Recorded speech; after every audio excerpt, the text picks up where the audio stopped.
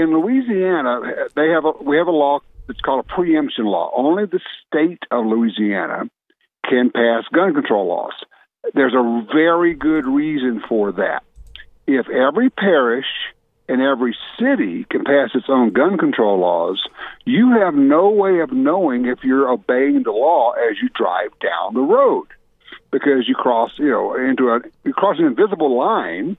You're in another jurisdiction, and they say, "Oh yeah, that gun that you had in your car that was legal, 20 feet back, now is no longer legal, and we can arrest you for having a gun in the car." There's simply no way to know the law, which means there's no way to comply with the law.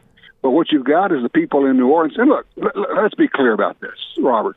This was a bill that was handed to Representative Landry by the gun ban lobby. This is an industry that's built around the idea of getting rid of all guns. So they handed her this bill, and they've done it in a lot of different states. It's the same bill. It pops up everywhere. And she introduces it, and they say, well, New Orleans is special. New Orleans has a crime problem.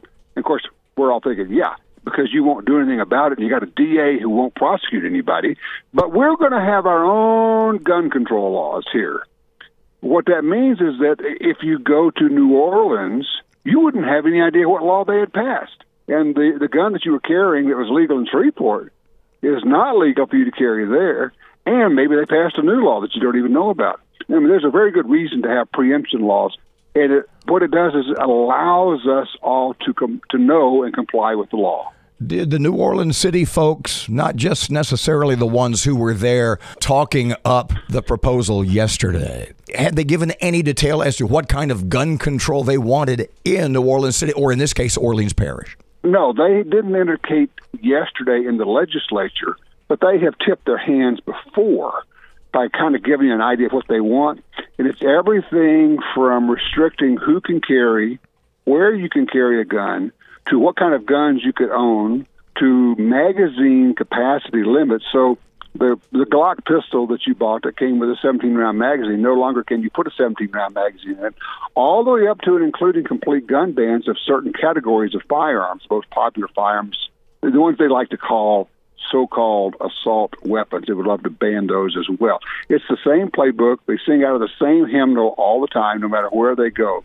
But what was interesting about this one, Robert, was that they introduced this bill, and even the legislator who was pushing it had no idea what the current laws are. She's saying, we can't have it that people could carry at Jazz Fest.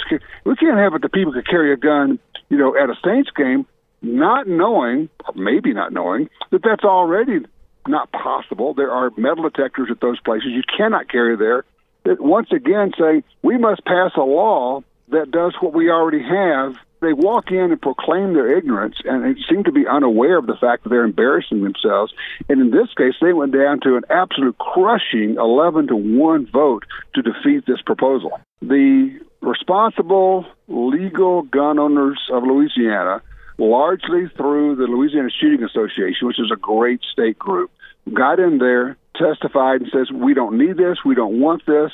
You have a crime problem in New Orleans. There's no doubt. We all agree on that. But you have shown your unwillingness to do anything about it. You catch these people and you let them go. You catch them and you let them go.